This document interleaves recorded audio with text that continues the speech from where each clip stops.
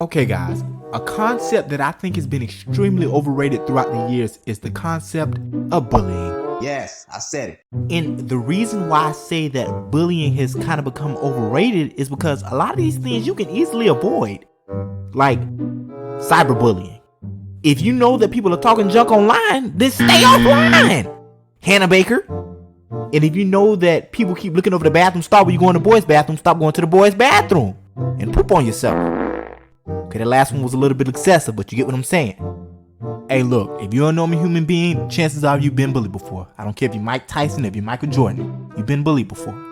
Especially if you're someone who's extremely gifted. Now, I look at bullying like the Chunin exam off of Naruto. It either makes you or breaks you. You can go from getting roasted to becoming a Chunin level roaster. Or you can go from getting roasted to just getting your tail roasted. Hey, even at one point, I was a bully. Now, I wasn't shoving people in lockers and giving them wedgies, but your boy was always trying to roast somebody. There's a quote that says, we're all villains in somebody's story. Basically meaning, we've all finessed somebody in our lifetime. Listen, I got hundreds of bullying stories. But just for the sake of time, I'm gonna tell you guys one. In my 7th grade year, I went to a relatively large middle school that was somewhat decent. It was split up into 3 buildings. A building for the smart kids, a building for the mediocre kids, and a building for them baby kids. I was in a building with the mediocre kids, which, I'm gonna be honest with y'all, they were just as bad as them baby kids. When I first got there, I was all shy and quiet, but that junk changes after a couple of weeks when you start to get real comfortable. In my 3rd period civics class, I sat next to this small Hispanic boy who we'll call Daniel. Next to him was his best friend who we'll call Jabbar. I ain't gonna lie, they were pretty nice to me at first. But if you know anything about bullies, you know that a lot of them start off behaving like decent human beings. Well, about a month goes by and I started to try to fit in and be cool. And I ended up getting into this roasting battle with Daniel and Jabbar.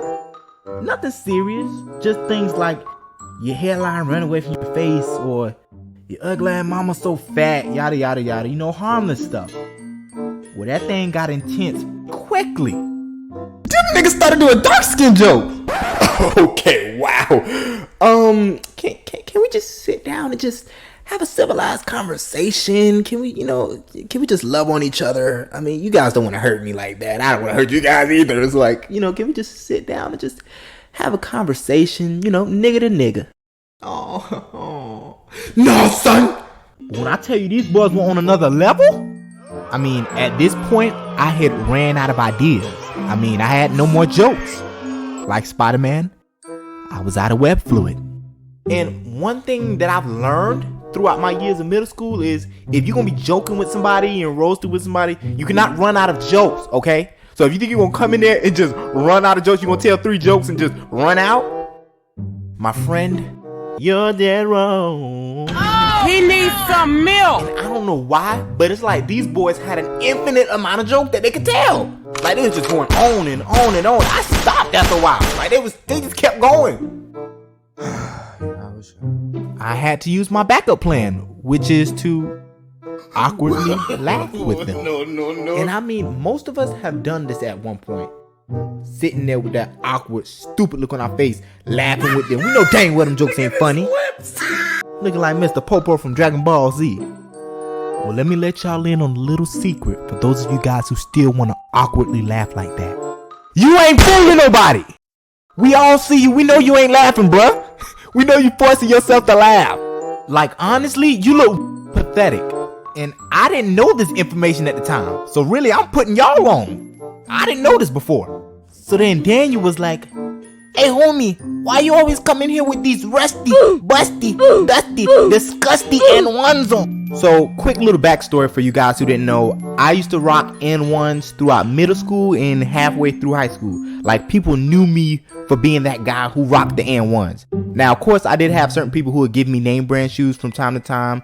But for the most part, that was what I was rocking. I was N1 all the way. And honestly, people be sleeping on N1s. Like, they're not the best hooping shoes because they'll probably break on you when you try to hit a crossover. but they're not as bad as people try to make it. And yes, and ones, if you're listening right now, and one, yes, I would like an endorsement deal, yes. But anyways, back to the story.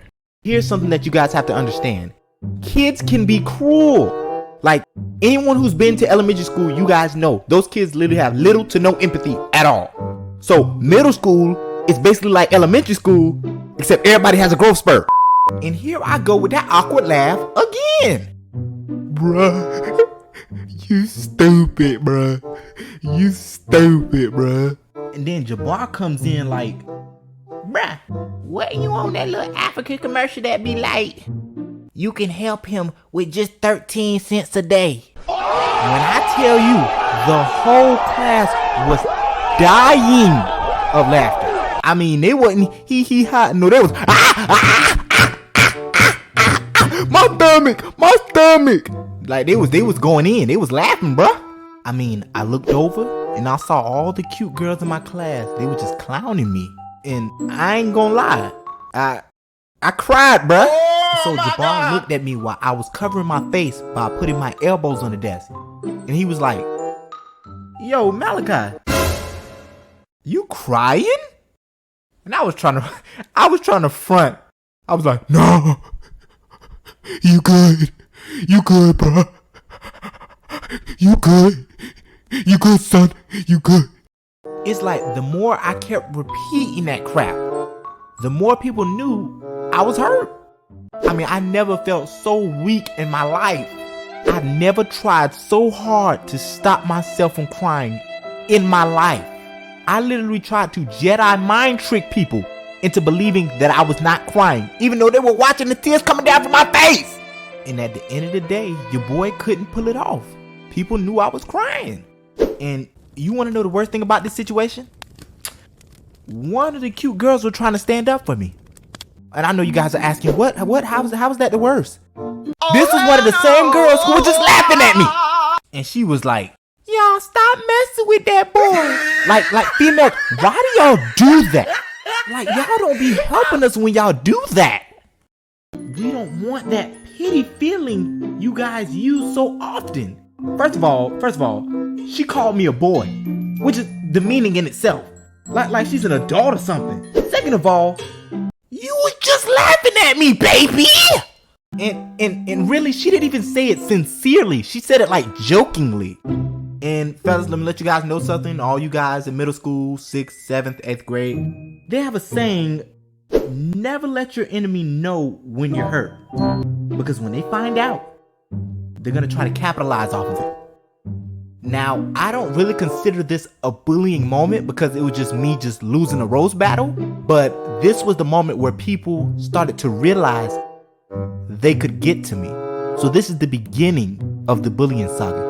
And if you guys want to see the rest, Too bad. No, I'm just joking. stay tuned for part 2.